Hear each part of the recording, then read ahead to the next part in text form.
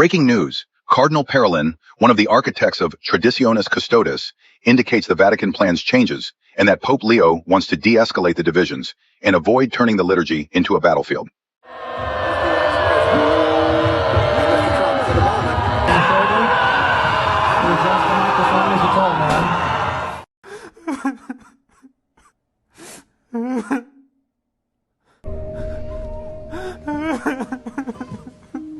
It's time, Tommy. It's over.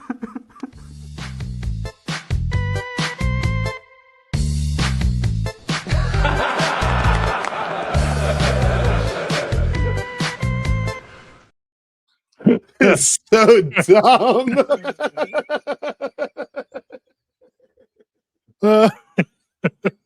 It's so dumb. But you can't help but love it.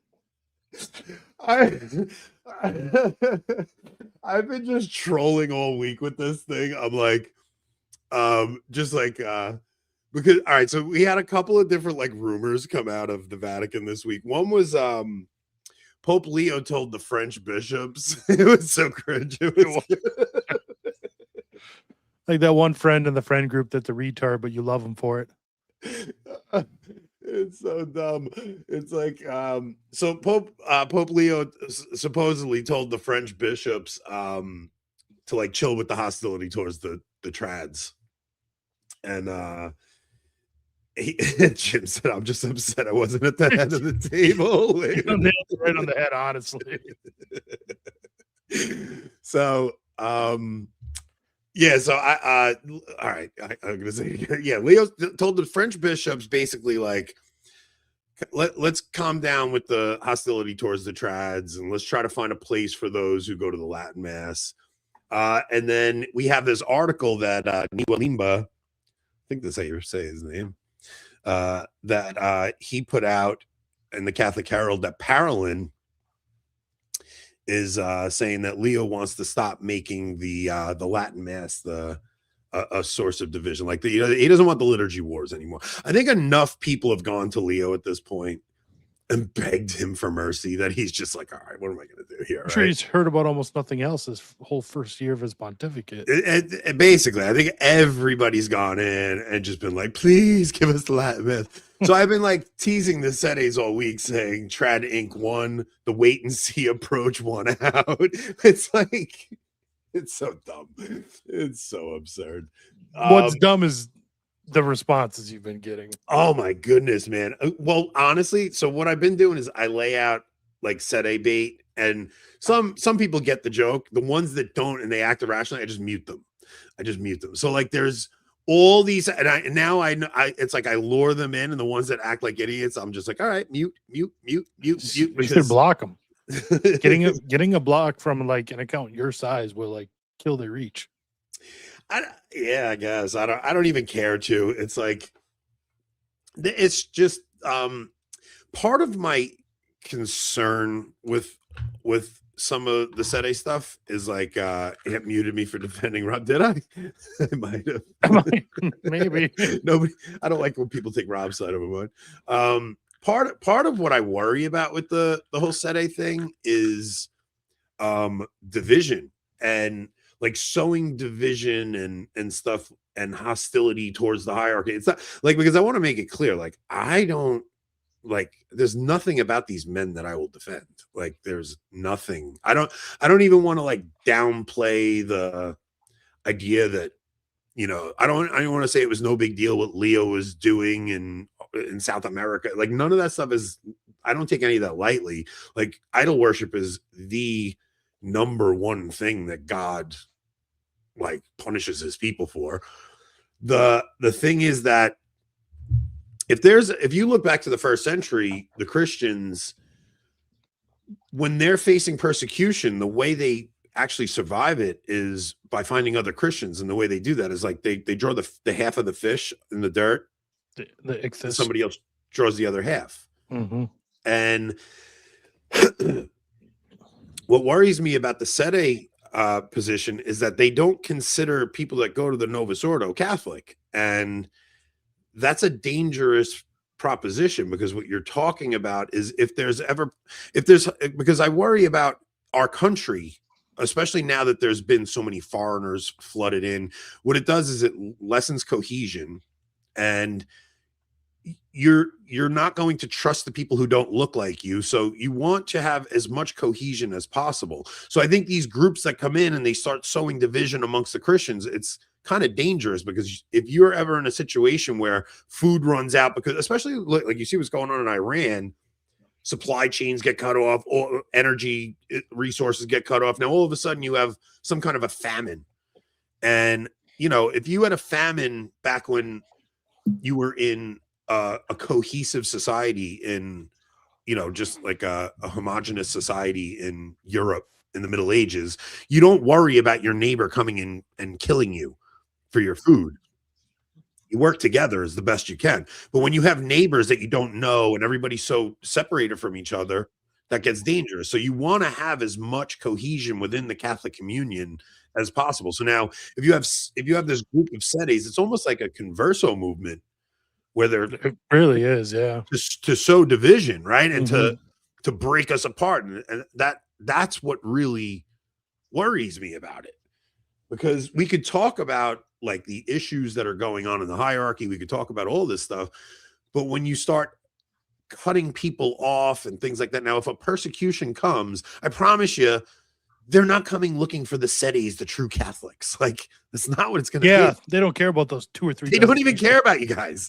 They're going to come looking for all of us. It's going to be who's Catholic. The FBI wasn't in sede, independent masses, guys. No, they weren't. And they're going to come looking for like all Catholics, right? Like the church is going to face persecution.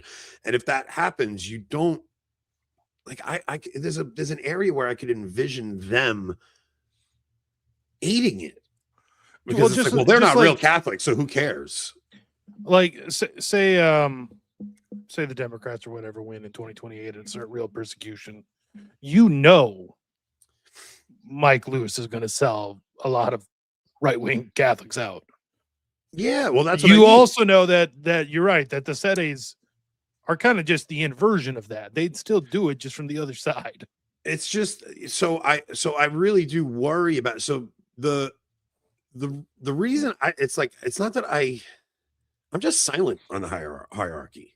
I'm just silent on it. And if you go back and you look at the like the saints, what they it's like, you got to be cautious pointing the finger at people, like, but it's not like it's not like I think they're good men. Like, I think these people are the Sanhedrin, man. It's not, it's a very I don't know. I just been thinking about it a lot. I don't want to pop off at the mouth like I used to. And but even things like whoa. Are you suggesting like you actually put thought behind your words now? It's not that I mean, I do say things outlandishly, don't get me wrong, but I am very, I know about trying to be subject, more cautious about the more serious things. And I'm like, I mean, look, my Archbishop, I saw Michael Matt put out a video talking about the Archbishop of New York. He's quoting Jay-Z in his inauguration installation mass. Clearly did not watch our video about black music, which right going over super well. But the thing is, like, these men don't even, they're just horrible. So I don't know, but I also don't want to put doubts in people's minds, because I do think this stuff takes place in the true church. And it's very similar to when, like, during the Passion, 11 of the 12 apostles run. They run from fear of the Jews. So, like, all these conversations Carrie Prejean Bowler is like, Bishop Barron and Cardinal Dolan, how could you be afraid? It's like, how are you surprised by this? I mean, this is the story that the bishops are afraid of the Jews, and they'll talk on certain topics, but they won't, they'll say things that are safe. They're always going to be afraid to say something really, this is what I crap for when I said after the council, it's like all of the popes are afraid to proclaim Christ. Mm-hmm. Right. And people came down on me like I was saying something schismatic there, but it's just reality. These men, they're afraid. Yeah, I don't know how anyone can argue that that's wrong. Honestly, like, come on. These men are just afraid. And so I watched an interview with Dr. Haugen. I don't know how to pronounce his name. Dr. Doug Haugen, Dr. Deep State, basically. I watched an interview with him. It was really kind of interesting. He talks about I reached out to him. We're getting him on. I have a phone call with him tomorrow, and we're going to try and set something up. It'd be pretty cool to get him on Tuesday before we enter the Triduum, because we have Father Maudsley coming on tomorrow. We're going to talk about the liturgy, and then I'd like to get Dr. Deep State on Tuesday, if it's possible, and kind of just lead us into this Triduum to really understand the enmity. Because did you happen to listen to the clip with Sam Shamoon, the 30-minute clip that I put up, that the seed of the woman and the seed of the serpent? No. Rob, from Genesis 3:15. That is a prophecy about everything we're seeing today. It's so the seed of the serpent and the seed of the woman. Like I will put enmity between your seed and this and the woman's seed, right? Mm-hmm. And now we kind of have gone over that a million times, and you just kind of brush over it. But that ends up, the seed of the serpent ends up being Cain's seed, right? Yeah. Now Cain dies in the flood. So Jesus, when he's talking to the Pharisees and he's telling them, your father was a murderer from the beginning. Your father is the devil. That's a link to Cain. They are the seed of Cain. Okay. And Sam Shamoon took us on this journey that was like showing us explicitly how from the beginning, this enmity was proclaimed from the book of Genesis, that there would be enmity between the seed of Cain and the seed of the woman.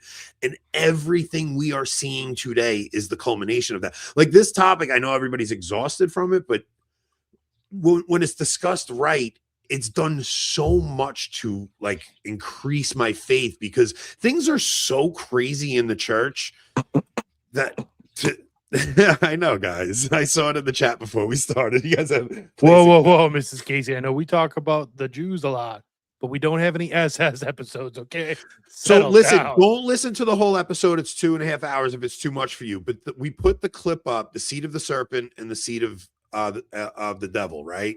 Something Rob like posted that clip. It doesn't have that many views on it. It's because it's too long. It's too long, but I wanted to make sure we put that clip out to reference it to people so that they could go and check it out. Because when you see it in scripture, how this whole thing was laid out from Genesis, it makes scripture come alive, and it makes so much sense of where we are today and everything we're facing. Mm-hmm. So I reached out to Dr. Deep State because I'm listening to this interview, and he's talking about how we're going through a transition of empire right now. And he's talking about spectacle, like the spectacle of empire, and how the crucifixion itself was the spectacle of empire. Like it's a spectacle of the power of the empire, crucifixion. Yeah, it's like a triumph, like that sort of spectacle.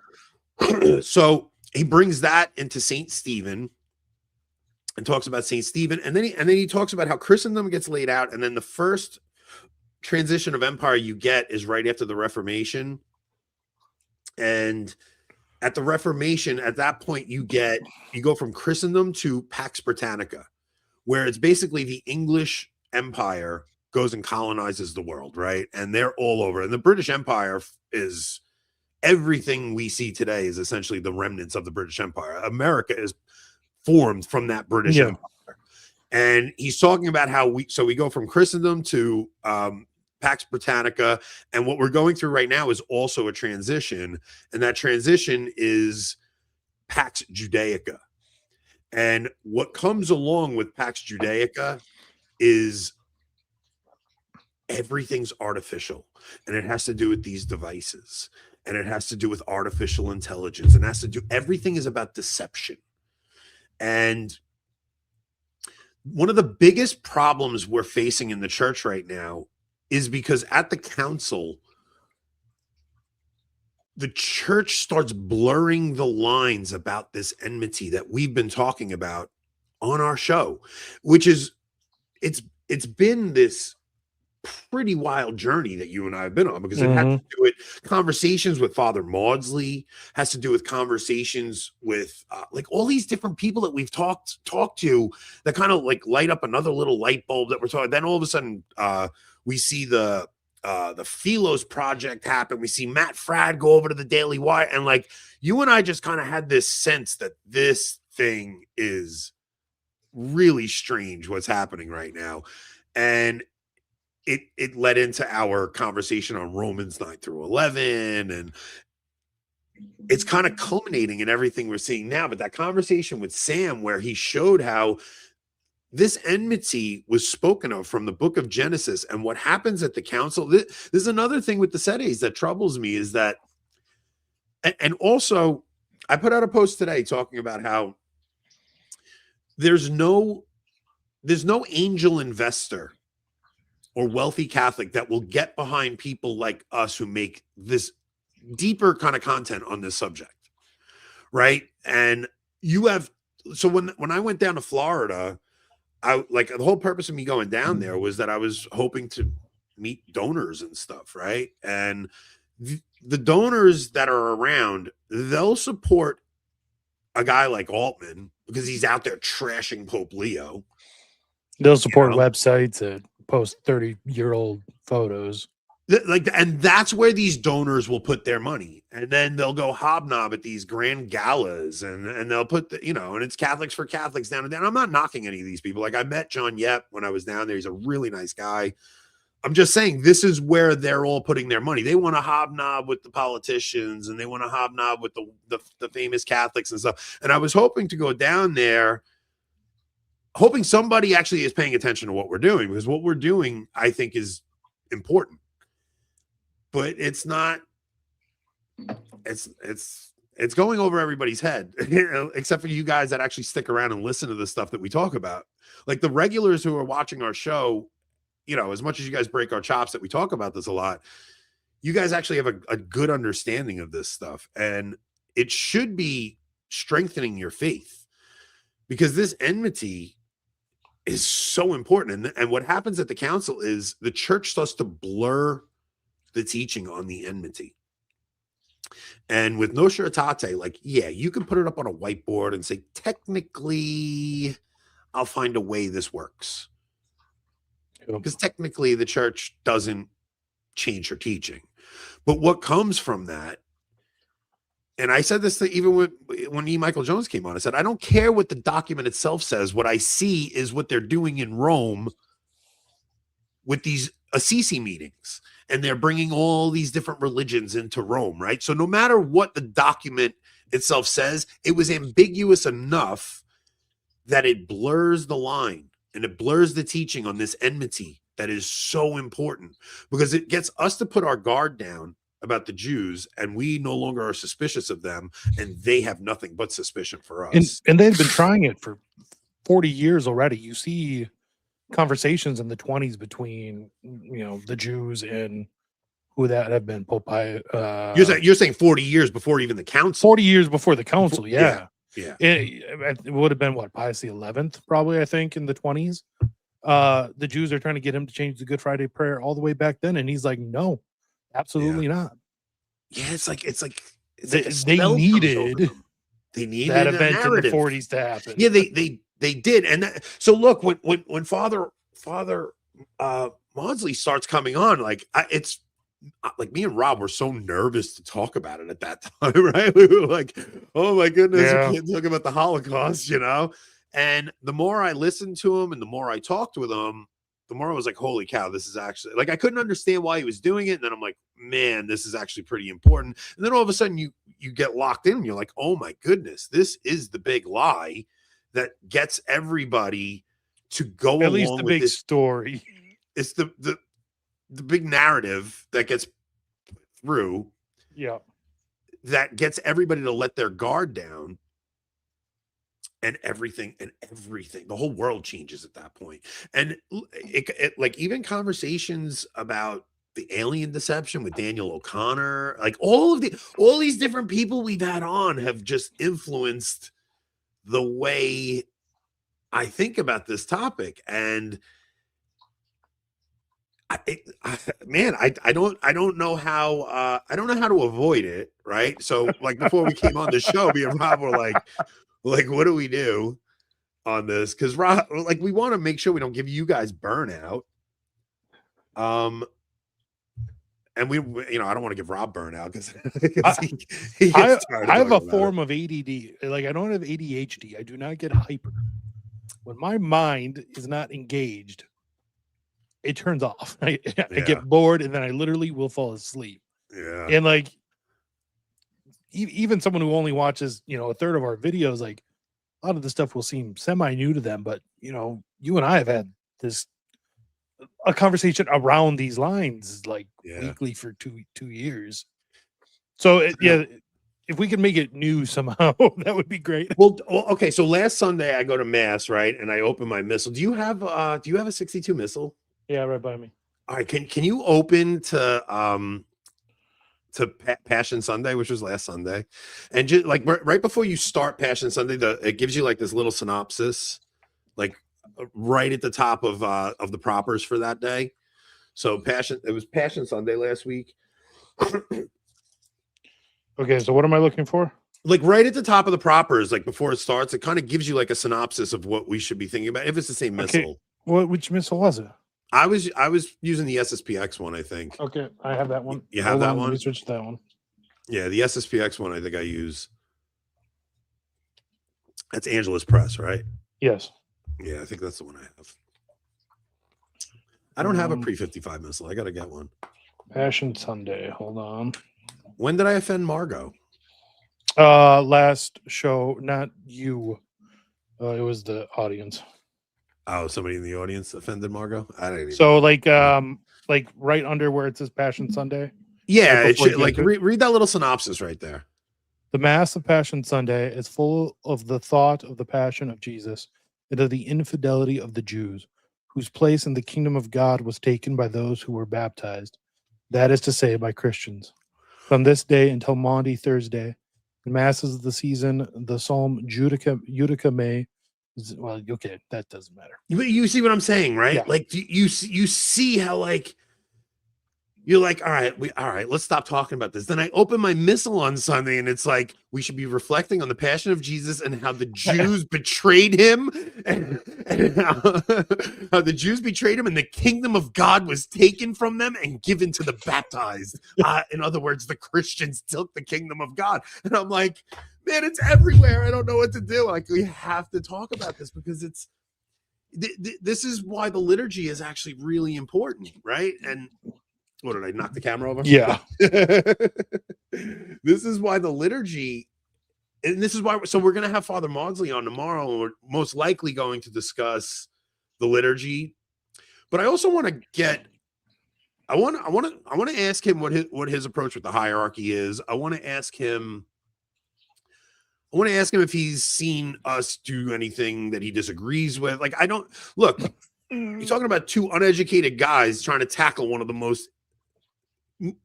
most complicated topics in Christianity that our own hierarchy won't touch. Yeah. It's not a, you know what I mean? So like, we're doing our best with it, and I'm trying to figure this stuff out as I go. And I'm working a day job while I do it, and I'm trying to learn stuff and figure this out. But it's a very dense topic, but I don't know. It's one of those things where once you see it, because we talked about this too early on. This is what I thought too. Like, hey, come on now. I'm at least semi-educated. No, I know, but I do 90% of the filler on here, so it's like, no. So okay, like you are educated and you actually have like a ton of knowledge. I don't have a lot of knowledge. I stretch things, right? Like I try to take the things that you're teaching me, and I try to play those out and see where I can take those and things like that. Like that's why we have a very complimentary show, because it's very different talents that we have. So where you'll teach me something and I try to apply what you just taught me to other things that I've learned. And he always brings coherence eventually. You idiots are the ones watching it every episode, so I don't want to hear it. Whoa. Let's not call the people paying us idiots, please. I mean, they're paying us. They must be idiots. Speaking of people paying us, we should get to our sponsors eventually. Yes, we will.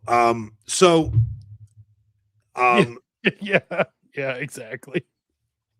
Wait, what did Adrian say about it? He called you the idiot savant of the Jewish question. or of older brother typology or something, right? But what's interesting is like all the stuff we've talked about with typology. What I was listening to with Dr. Deep State, he was studying the saints, and it's not different. It's not like he's studying what the saints said. So he wrote this book like the Saints of the Apocalypse, and he's studying what all the saints said about this stuff, and the saints are deriving the same stuff that we are from our different conversations on scripture. And it's not like we're coming up with it. Like we're getting it from nothing I come up with is totally original. Maybe putting it even together when it is different... somehow we find a saint that said it. Yeah, but it's more like getting things from different sources and putting them into something coherent. It's not like I've never seen anywhere where it's kind of laid out like we're laying it out, but you get a bit of information from this guy, a bit of information from this, a bit of information from this, and that's how like the narrative ends up laying itself out. But everything he's talking about with the saints maps up exactly how on the things that and not just on the enmity, but on the fact that this takes place in the true church. And I think Rob and I have always kind of felt like part of what we're doing here is making sure people don't lose their faith and they stay in the church and they stay in the sacraments, because it's very easy to see what's going on in the church. And you see a LifeSite news article and it's like, Leo is worshiping idols. And you go, oh my gosh, this can't be the real church. What do I do? And I leave. And I think that's a tragic error. Like, I think that is like lose your faith kind of mistake stuff. So I think that's what we're trying to do here. My position on Leo loosening restrictions on the Latin Mass isn't like, oh, let's wait and see, and maybe Leo will come out and be the good guy. Like, my position is Leo is going to be Peter during the Passion, because that's what all the popes have been since the council there. We're going through this passion, and we're like, if this isn't the great apostasy, I don't know what the great apostasy looks like. It might be a small one or something. I don't know, but it's not good, whatever's happening. So I don't expect Leo to ever be this guy who fixes everything. I expect him to, I hope so. I hope so. Well, look, there, man, because me and Rob kind of had this. We'll be drinking better alcohol during it. Well, it's a Lent. No, because me and Rob did have this conversation behind the scenes the other day. He's like, I don't know, man. Sometimes it feels like the show used to be edifying and like that, and then sometimes we go down these dark roads. And Rob has a way different temperament than I do, right? So, yeah, I think catching a lot of people that watch get that at this point. Yeah. So, well, if we catch a lot of pushback from comments and things like that, like it hits Rob way different than it hits me, especially if some of the more awful people are coming at us. It's like, I have a way of just going, I don't give a crap. Not even so much that, just like the topics themselves. Like during Francis, like it was like a year of just utter crap. You know what I mean? From Francis and stuff. And it really wore, it wore on me. And I know it wore on you too, but like our temperaments handle it differently. Yeah. So we're just doing what we can to try and figure it out. So yeah, so Rob was like, I don't know, man. It's just like it got part of the reason Rob took that week off is because he just needed a little like break from Yeah. it. It's like this is just like I just like everything we're talking about is doom and gloom, and it's like he just lost his grandmother and his kids were sick. It's like, dude, just take a week, like just chill out for a week, and I'll be fine. Don't worry. And Then he in forgot terms to of- do a local show on one, and then our local subs. well, I dropped didn't forget. I was significantly, so tired, Rob. Like I know. I was just so tired. But honestly, like when you're not here, the show isn't the same. It really isn't. Like even with a guest, like all right. So when we have a guest, Rob's like paying attention to the chat, and he's assuming I got the conversation going. So like even the episode we had, Enoch and what's his name? Thank you, Jim. Yeah, so he came on the show to promote his book, and like I stopped talking, and Rob's assuming they're in the conversation, but what happened was they were reading the chat too. So I'm Mimi, talking, the JQ is the Jewish question. the Jewish question, yeah. So I'm talking, expecting the two guests to be listening to me and ready to respond, and they're reading the chat. So I stopped talking, waiting for a response, and all three of them are silent. But Rob's the one highlighting comments and stuff. Like that's actually Rob's job. Plus, when a guest is on, like, I want them to speak. You know what I mean? Like, Yeah. unlike Yeah, some and people who I kind of guide the conversation too, though, right? So it's like, I mean, if you have something to jump in with, of course, but like, yeah, generally, you're letting me, guide the conversation and take it where I want and stuff. But when the guest is this happened with Joshua Charles that night. When Joshua Charles is like, I'm trying to have a conversation with him, and he's like looking at the chat. It's like, dude, that was such a dumpster fire, but in the funniest way possible. well, it was funny for the people watching the show live. You got so that's why it was funny for me. You were so upset. Dude, because I want me and Josh had this amazing he's gonna be so bad I'm talking about this again. He's like, you don't let anything go ever. But it's just, Yeah, we will bringing get it a to text. it's bringing it to the point, like it's because when you're not here, I don't pay attention to the chat, because if I pay attention to the chat, I'm disengaged from the conversation. It's Right. very difficult to stay engaged in a conversation and pay attention to the chat at the same time. So It is, especially because anyone who doesn't use StreamYard doesn't know, but like I have the chat up in StreamYard so I can click it. But not everything that actually gets put, like I also have the YouTube chat itself up over here so I can do moderation actions. Like, so I'm literally actually watching the same chat about 5 seconds apart in two separate spots while trying to talk to Anthony. Yeah. So it's a tricky thing. Yeah. So it's like you do need somebody to manage what Rob's doing. But yeah, it's like so that's what happened that episode. So yeah, so Rob was out last week. And I'm like, all right, I can handle this, So we did 2 shows, but yeah, I'm gonna blow off locals. I'm gonna forget to do the sponsors because I count on you to help me with that stuff. But yeah, I love getting that text. What's the code? What's the code for the Lobster? Midstream, what's the code? My first thought was the show started an hour ago. Why are you just getting to it?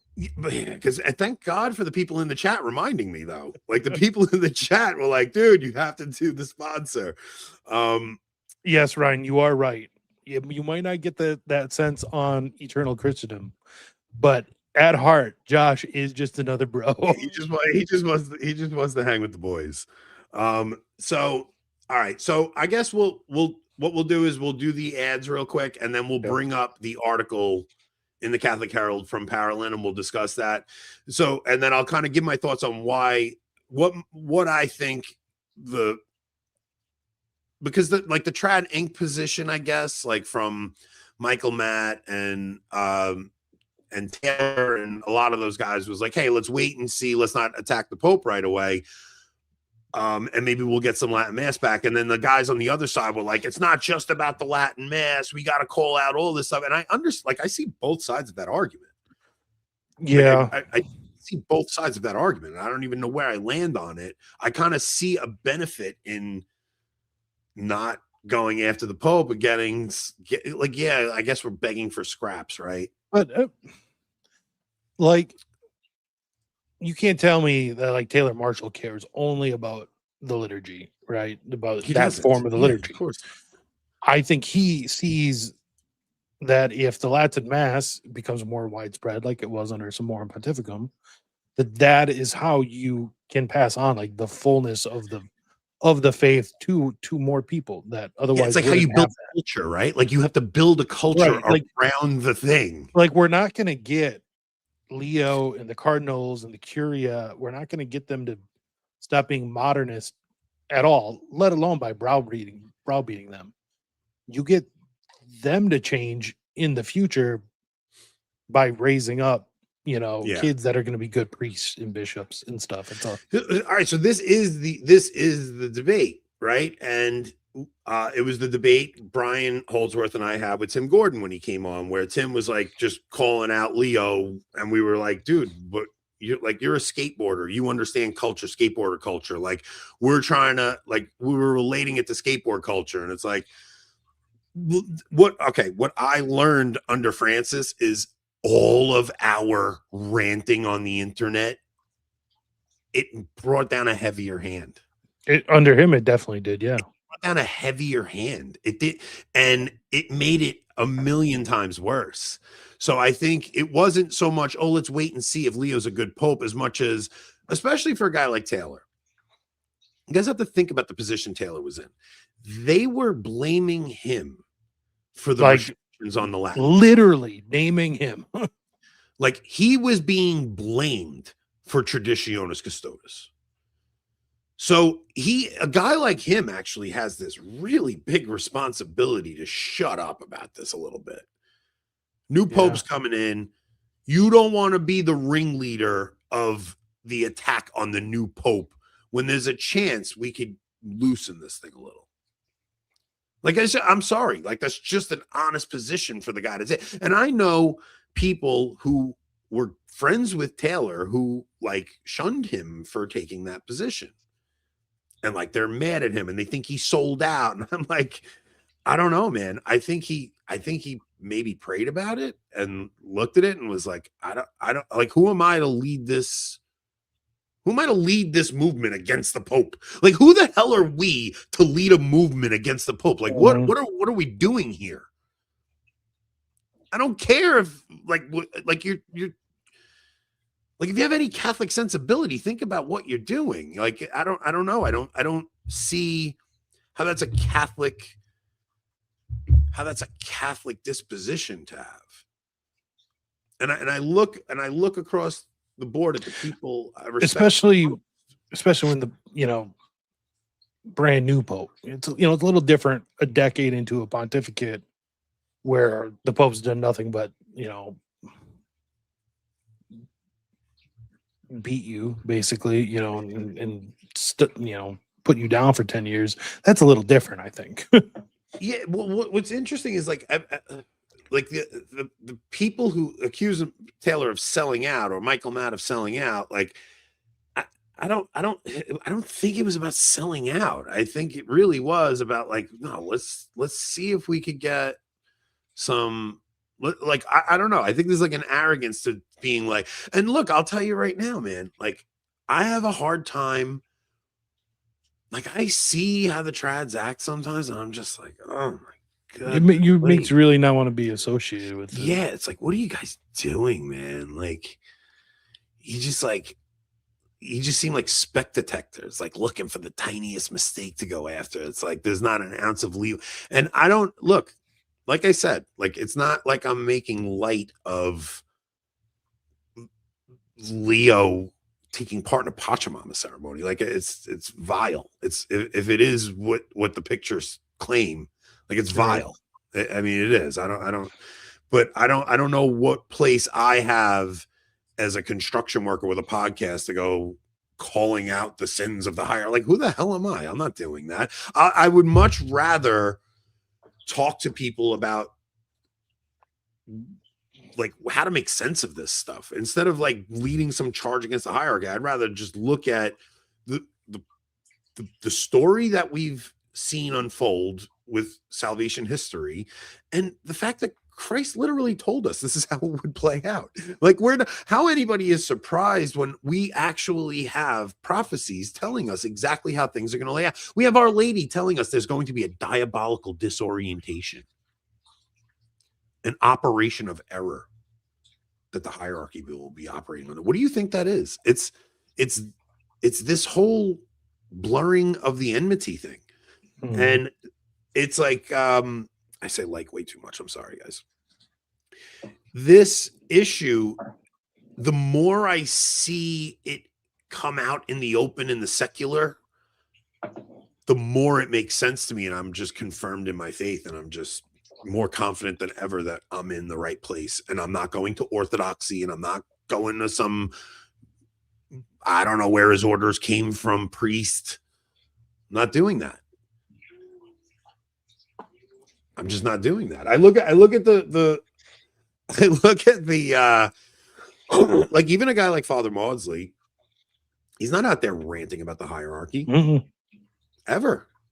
I've spoken to him privately about things, but he's not on his videos ranting about the hierarchy. He won't even speak a negative word about the order he was dismissed from. Nope.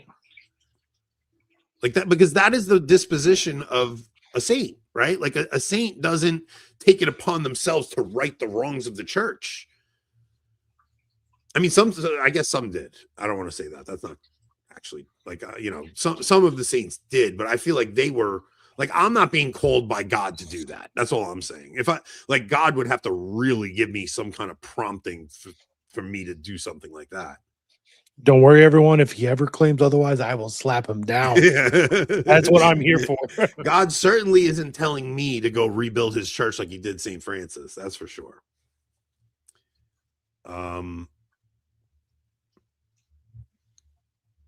Where's my stupid mouse? Why am I not? Wow.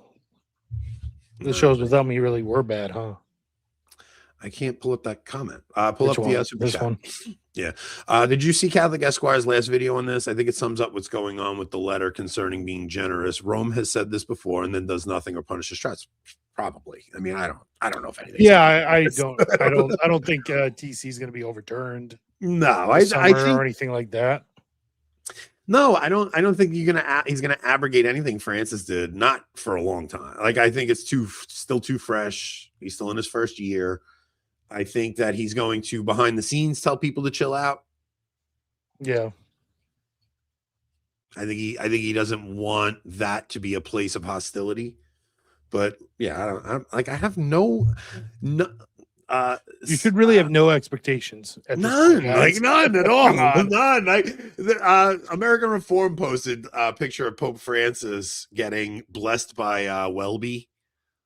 Yeah. Right. And he posts a picture of Welby and he goes, You think Leo will do this and let the woman bless him? Yeah, of course. And I'm like, I don't think he will, but it wouldn't surprise me. Like, I wouldn't like, nothing shocks me anymore. Nothing. I'm not even fazed by this stuff anymore. And when I see trads who have been in this fight for longer than I have acting shocked over this stuff, I'm like, dude, you're feigning indignation. It clearly becomes performative. It's performative indignation. Like, you cannot possibly be surprised by this stuff by now. And if you are, then what year do you think we're in? Like, what do you think this is? 2014, 2015? I mean, this stuff is what it is. Just is what it is. I don't know. Yep. Nothing shocks Ants getting a ton of free lobster. Let's do lobster. Shoplobster.com. What's going on with my lobster, by the way? You want one more shipment? You want me to see if I can get one more shipment? I'm doing a lot of plugs for these guys. They've given you like $600 worth of lobster. All right. I mean, is it that much? Yeah, it's like $300 a pack if they send you. Well, these bums, I want one more. The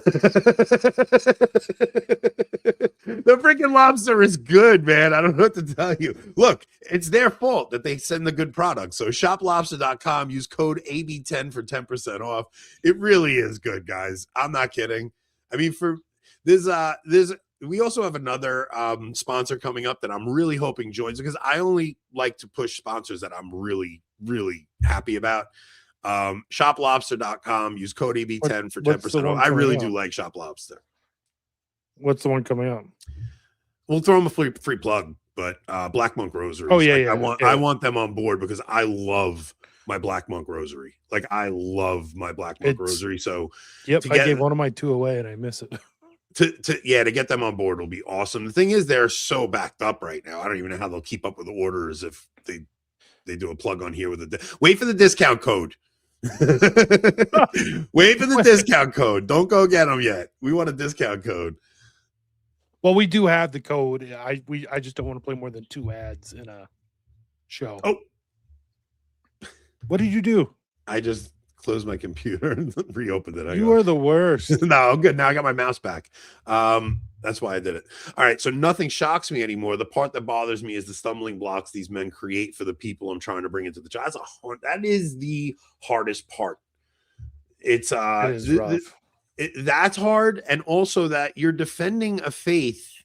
Like when you're arguing with people about Catholicism, you're arguing for a faith that is no longer presented by the hierarchy. It's a very, you're getting into these theological debates, you're getting into debates on scripture, and it's like the church doesn't teach that anymore. Like it's hard to convince, like, say, a Protestant that yes, these men right there, they are the successors to the apostles, but like 80% of them are gay. None of them believe the faith. They don't believe in hell. Yeah. Look, you have to remember that 11 of the 12 ran. Yes. And even when I compare them to the Sanhedrin, what do you have? Joseph of Arimathea and Nicodemus?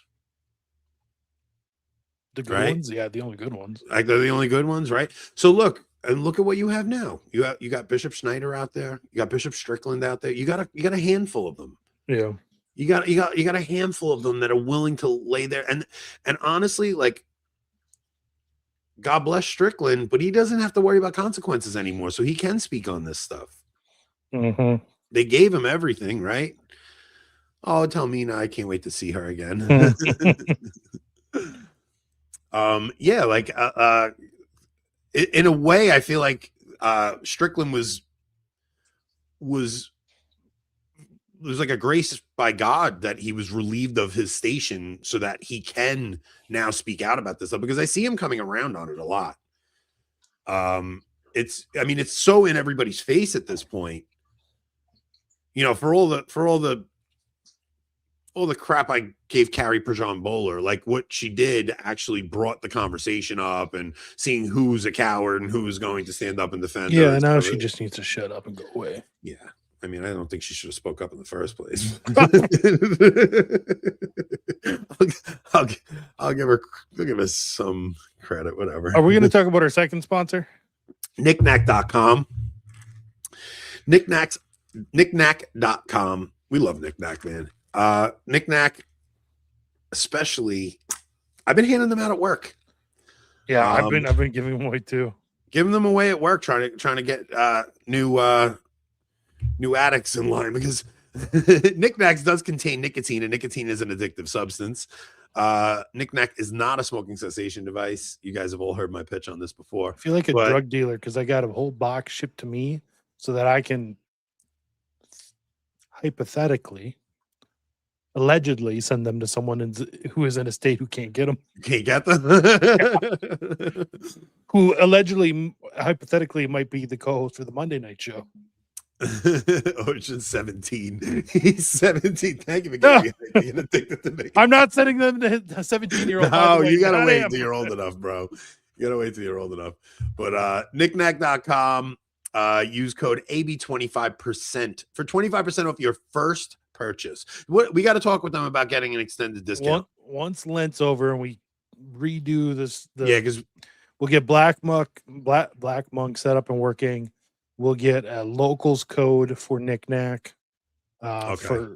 It'll be a lower discount than 25, but locals members, I think what we're going to do is a 10% discount off of all orders for local members. Okay. And yeah, the lemon ones, even if you don't like lemon, you might think, I don't want the lemon. The lemon it's like a lemonade is what it is. Yeah, and the grapefruit, man. Lemon, like, go for the citrus flavors, guys. I'm telling you, the citrus flavors, if you never tried them, even if you like typically go menthol or the mints are good. You'll like the mints, but try the citrus first. Yeah, try the citrus. I definitely endorse the citrus flavors. So all right. So why don't we let's bring the article up. We'll go through it real quick and we'll see. Like, because I do think there may be actually, you know what? Instead of that, you know what we could do? because we kind of explained what the article was going to I be. was gonna say, I mean, we talked about the article 40 minutes ago. I don't know if bringing it up now makes sense. What I have is, Look at this. Holy crap! They still have access to that account. I wasn't even aware. Good old Text Cathedra. Good old Text Cathedra. We love those boys. I wanted to. Did you see the Bishop Barron clip? I didn't watch it, but I've seen it. Yeah. We're gonna play that real quick. It was on his. Okay, you said. Yeah, I just sent it to Telegram. So I have a list of things. I have a list of things that I'll send you as we go through, so that you don't have to have everything in the Telegram at once. Mimi, I was just talking about you with Joshua Charles, actually, because Joshua Charles told me and Rob that there was a woman who's a little bit older from the South who is a big supporter of eternal Christendom, and when she Josh calls his patrons monthly and tries to yearly, once a year. Yeah, once a year, tries to give everybody a call. And when he called this woman, she talked about how much she loved Rob and I and him. And I said, was her name Mimi by any chance? He said, no, it was something else. I said, oh, because Mimi's a big fan of ours. So I thought she might have been over there. So it was probably beginning of last December. I got a call while I was at work from Josh.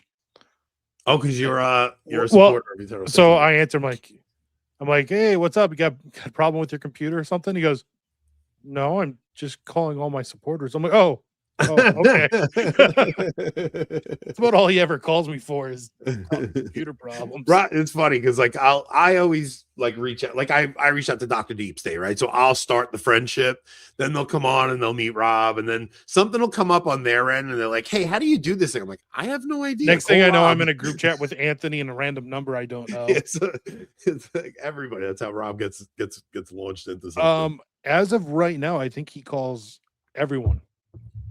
Yeah, go $10 a month. Eventually, that's probably going to become impossible. But I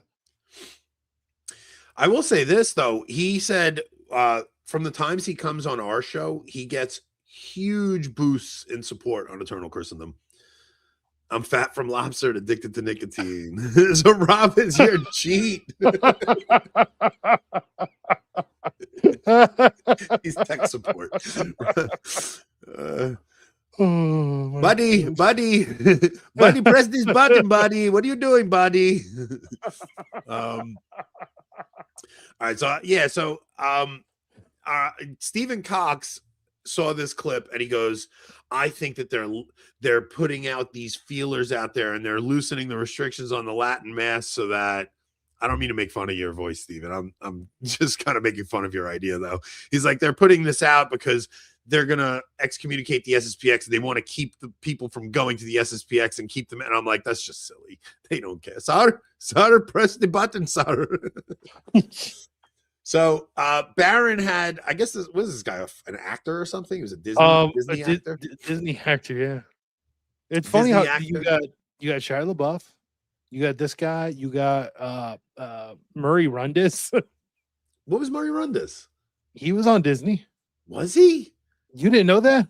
I had no idea. You know where I learned it? On the show he did with us. How do you not know this?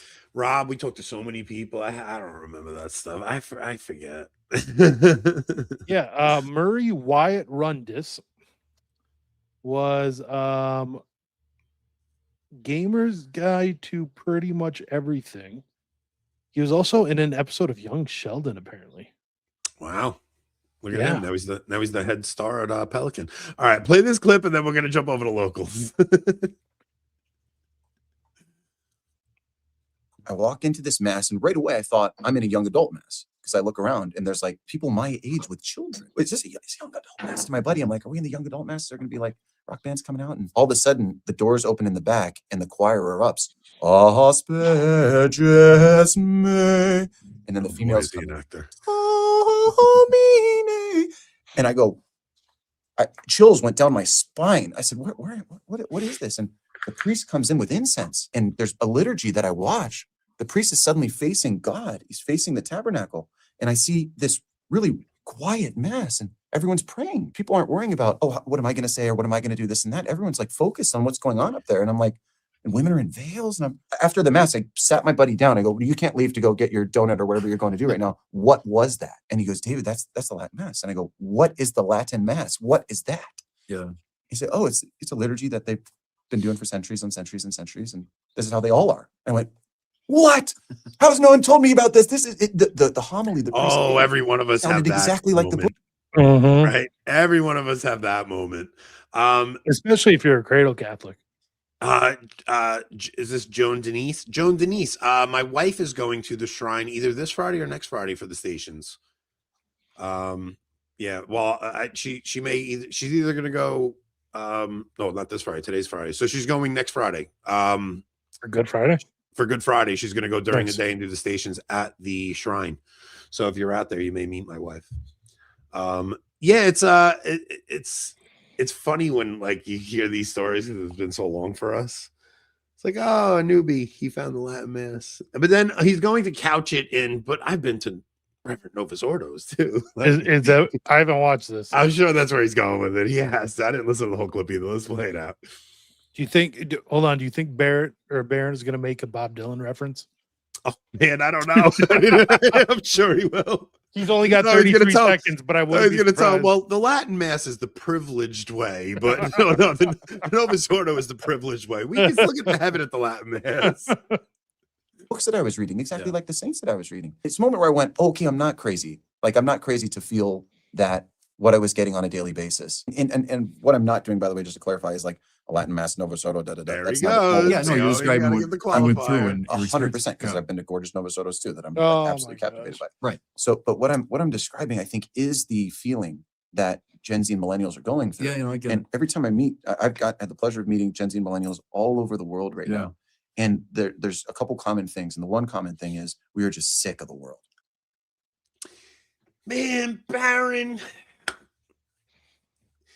I just want to talk to, I want to just like talk to these guys and just be like, dude, what are you doing?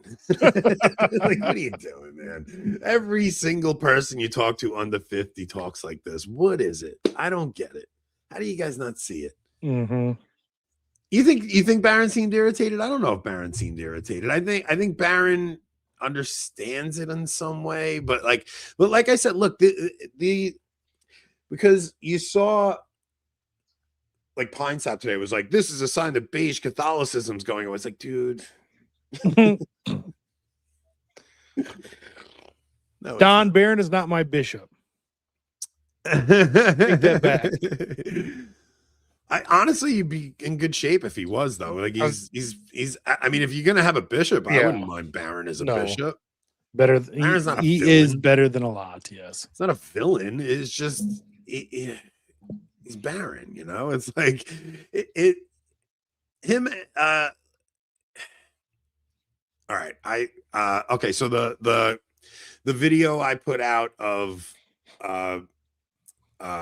my new archbishop when I first put it out, and I was like, Yeah. The one and I that's went off on him, and listed I as was private like, now. can you guys just stop putting these gay men in front of our faces? Like, the thing is, I was like, Baron kind of seems like a guy's guy. Like, you go out and grab a beer with him, but I know a priest in that diocese, and he's like, dude, Baron is part of the gay mafia, dude. Like, he's like, you don't even know. Baron. See, I've is- always got that feeling about him. I always thought Baron was liked, his biggest flaw was that he liked to be liked. So he tried to be a liberal to the liberals and a trad to the trads and a conservative Novus Ordo to the conservative Novus Ordos. Like, I just thought he was trying to be whatever he thought people wanted him to be. That was always my impression about Dolan. But the Hicks thing. The Hicks thing, the Hicks thing, what it feels like to me is no, Bobby, I don't. Yes, I don't- exactly. No, I don't give a crap who likes me. That's not true. I'm me, and if you like me, you like me. If you don't, that's on you. I don't know what to tell you. I don't need people to like me for me to like them. That's the thing. Like, I like a lot of people that don't like me. But And I'm the thing with- opposite. A lot of people like me that I absolutely dislike. Yeah. It's always been that way. Always been that way. The thing with Hicks for me was that I don't know what the guy is. What I see is a guy who's flamboyant, right? Yes, that's more accurate. It's Don says Anthony doesn't need vainglorious to for be sure. liked. He just needs to be paid attention to. Yeah, I'm vainglorious. I'll give you that, but I don't care if you like me as long as you're paying attention. as long as you're talking about me, I don't care if you like me. No, with Hicks, it's like he's so effeminate that it's almost like a slap in our face. And the fact that he's not hostile towards the Latin mass is like, now we got to go and say good things and grovel to this effeminate man. Like it just seems like something they're like putting in your face intentionally, you know? And it's like, I don't know. It just feels like a humiliation ritual. That's kind of what it feels like. So yeah, I don't know. Dolan, I don't know. Dolan, if I bumped into him, I'd say hello, you know. Hicks was my old bishop. He was great for us, but what I've seen of him at New York is pretty cringe. He didn't really act like that with us. He seems soft, but yeah, he seems way more effeminate. Yeah, I don't know the guy. I'm not trying to. Hold on, is there something good going? Reputation or anything, but is there something going on right now? Yes, my background is absolutely a Long Island basement. So I'm going to comments. No, not in comments. It's never know if any of this is true. Someone says on Twitter that the key radar facility handling DC airspace has been evacuated. FAA is implementing ground stops for Reagan National, Dulles, Baltimore, Charlottesville, and Richmond airports. Something's coming, kids. I don't know if that's true, but something's coming. The thing is, yeah, like I'll give you another one. Did you see this story? Okay, I'm sending it right now. Pull this tweet up. We do have to go over the locals though, because we give these people too much time over here. We're supposed to be doing so like what we're going to start doing is like 35 minutes on YouTube and then jumping over to locals because we gotta hook the locals people up. Their YouTube has decided they're going to pay half of what they used to essentially. So Rob and I used to make like $500, $600 each on YouTube. Now we're getting like $300 each on YouTube. Yeah, and I dug into it a little. It is it's like the amount of money they're paying per ad view is what has gone down. Yeah, it's not like yeah. And you've seen it. Like if you look since October, it decreases 200. And October is when the algorithm because crashes. September, October, we were growing about as fast as we are now. October, the algorithm somehow changes. Views drop off. Nosedives. Our pay per view dropped off. It just yeah. So every month you see a decrease where it's like, you know, we were getting like in October, I think we got like 700. It was like 1,400 YouTube gave us. Then you watch in November, it drops to 1,200. Then December is 1,000. It's down at like, I think $700 right now for the month. Total. Yeah. Total for the month. It's like that. That's, you know, so we got to, if YouTube's not going to pay us, we're going to just give everything to locals. Cause that's the only way we survive. We made less money last month than we have in a long time. Like a year almost. Yeah, like a year or so. But we have hit 75,000. That's what's nuts. You want to know what's crazy? Rob was telling me that the video that actually got that, like we jumped up in subs, was that stupid truck video I did about Mike Pantile, right? So that one, yeah, I'm not going to show them on screen, but let me. Working. Oh, I went into the wrong video. That's why. I went into the Father Maudsley one. So we've had 2 videos in the last month that have driven all the growth. The first one was the truck video about Mike Pantile. That video has 54,000 views. And got us Let's see how many subs. No, stop that, you piece of. And got us 13,000 subs. What? Yep. And then the second video that's doing really well is Was Jesus a Jew with Shamoon. Oh, That- really? Yeah, so that video has gotten us 7,000 subs. And that video has right now 29,000 views. Look at that. Yeah, you see, sometimes a video just goes. Now the thing is, you don't know if those subs are going to be regular viewers now. So it's like, Yeah. all right, we got 75,000 subscribers, but like our live shows, they're always in the 7 to 10,000 range. That's where they always end up. Might get 11,000 or something like that. But this is boring. Stop talking about your channel. All right. Anyway, yeah, bring up that tweet. Okay. This is so go to the first tweet that's outside of that one, the Western invasion tweet. Yeah, all right. So an African migrant set fire to the 600-year-old cathedral in Nantes or whatever. I don't know. A year after his release, he brutally murdered Father Maire. This happened in France. Rwandan citizen, I'm not even going to pronounce his name, asylum application to France submitted in 2012 has been repeatedly rejected despite needing deportation. He has been he has continued to live illegally. He was sentenced to 30 years in prison in 26. Illegal immigration continues to destroy Western values. So this church goes up in flames. This immigrant who was rejected for asylum, and they never actually deported him. Now go back to that other tweet. He was given the keys to the cathedral by the priest. They put him in charge of locking up and gave him verger duties. After he set it on fire, destroying the organ and organ law, Father Maire offered him a safe haven in his home to await trial, and he proceeded to murder him. This is suicidal empathy. Yeah. Like, these men, they think the only thing you can do is welcome the stranger. It's psychotic behavior. Every one of these bishops, they think it's like, because it's the only way they can feign holiness. True. It's a They way, don't have real virtue, so they have to virtue signal. yeah, they're virtue signaling with this. They can feign holiness. Like, it's like they won't talk about a single difficult issue that will get their people to heaven. They will say something that's not even really Catholic teaching, but it sounds good. And it goes along with the liberal, it goes along with the liberal platitude. It's a platitude.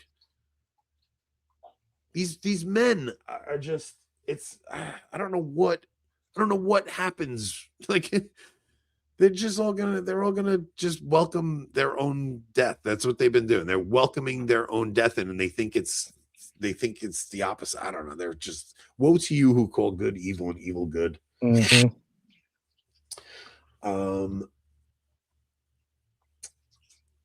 So, all right, let's go over to locals. I got a bunch of stuff on locals. We got, I'll tell you what we're going to do on locals tonight. JD Vance calls aliens demons. We could discuss Jack Posobiec saying the Lord of the Rings is overtly pagan, which is interesting. It's a bit interesting. It's stupid, but it's nuanced. No, it's not. Tolkien is giving a pre-Christian mythology to the English with the Lord of the Rings, right? Isn't that what Tolkien was doing? He was trying to give but he also the Greeks had a mythology, but he also literally says himself that it is a fundamentally Catholic work. But Rob, I would argue that Homer's Iliad is Christian in essence. It's not, though. It's not. I know what you're saying, but like, you see him, because the passion and the gospel is actually the reality, because that is reality, like that is the real narrative. You will see hints and echoes of that story in every pre-Christian story that survives that long of time. Like any of those, right? But you'll see echoes of the virtues extolled in the Odyssey and the Iliad and the Aeneid are not All right, so Christian this is virtues. a good conversation for the other side. A good conversation for the other side. Very cool. Because I'm probably wrong. Obviously, we're gonna know better on this. I just think Posebic's an idiot, but I do too. We'll agree on that. Don't worry. I was trying to. no, you're just trying to. You're trying to. I know what you're doing. Yeah, just trying to have conversations. So, but also, like when I saw Posebic's tweet, I was like, this is no different than calling your wife a former cam girl or something. Like that's his version of like my wife was formerly promiscuous. You know, it's just he's just doing it to set the internet on fire. But at least he didn't sell his wife's soul out the window. So all right, so we only have 15 likes. No, the number of times you've said it. Yeah, you're gonna break the counter. It's gonna break. I don't know what you're thinking. All right, so if you guys aren't locals members, we're gonna do that. Hold on, let me get the link in here. We can discuss Leo's letter to the fake Bishop of Canterbury. Yeah. Also, Tucker did a whole segment on how Israel is destroying Christian churches in Lebanon, and we can do that, but we can stay on lighter topics. I say we do Posobiec, and then we do JD Vance and aliens. Those are two good topics for over there. And anyone watching this, if you're not on locals now, and even if you don't want to join locals for what we're doing right now, join for tomorrow morning. Yeah. Oh, that's a huge one, right? So with Father Maudsley coming on tomorrow, if you're a locals member, you'll see it live. If you're not a locals member, if there's something pertinent to the Palm Sunday liturgy, we'll release a clip. Well, to any of the Holy Week liturgy. No, we're going to release a clip tomorrow for Palm Sunday, and then Wednesday before the Triduum, we'll release. Maybe. We're going to be busy tomorrow after the show, so we'll see if I can get a clip out. I'll cut the clip. I'll take care of all the editing and stuff, and you already have the thumbnail. I can post all that. I'll take it. If there's something pertinent to the Palm Sunday liturgy, I'll get the clip up for you guys. Otherwise, if you're not a locals member, you're waiting until before the Triduum. Like right before the Triduum, we'll release the full thing. We'll release as much as we think is possible on YouTube, because that's why Father Maudsley comes on with us, because he wants our reach. Yeah, we let him say whatever. I'm saying he wants it to get out there, and we will. Yeah. We do want to put it out there, but for this subject, locals gives us that ability to look through it and listen to it a few times. So I'll tell you. Yeah. All right, we'll discuss it later. Yeah. All right. So if you guys are not locals members, if you want to see the Father Maudsley interview before we release the full thing midweek or whenever we release it, you got to get on locals. And then I'm going to try and get Dr. Deep State on Tuesday, and that'll probably be an amazing local segment when we have him on. So, yeah. All right, guys, jump over to locals. We'll see you guys on the other side. Take us out, Rob. Oh, what am I going to play? Wait, Cheapo over here, who has a free subscription, saying this. We gave this kid a free local sub, and he's telling everybody they're cheap. I love it. That's great. I love it. All right. I don't know what to play. Unite the clans. Enoch. Let's go. Yo. Take me back to my reversion. Unite the clans. I give thanks to each person. It's that same holy water that we immerse in. It's that same tradition that we all each verse in. United we stand and divided they win. They ignited in their plans and divided they sin. If you think about it, they see us all for the same lands. Their biggest fear is that we all remain friends. I got love for Team Marsh and y'all podcast. I got love for Michael Matt fans. Ryan Grant, Rick, Barrett, T. Flanders, Eric Sammons.